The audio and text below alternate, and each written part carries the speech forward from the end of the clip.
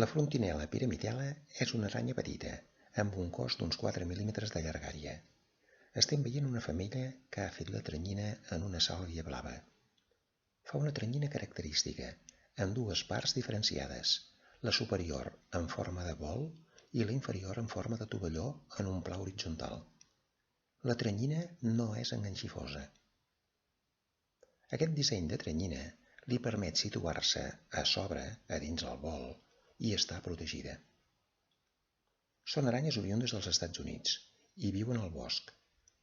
La seva vida és d'1 any. L'abdomen és arrodonit, de color marró fosc brillant, amb franges verticals de color blanc o groguenc als costats. Les potes són llargues i primes. El seu verí no és perillós pels humans. S'alimenta de mosques petites i mosquits. La majoria d'aranyes són solitàries i no cohabiten mascles i femelles, més enllà de la còpula. La frontinel·la pyramidella és una excepció.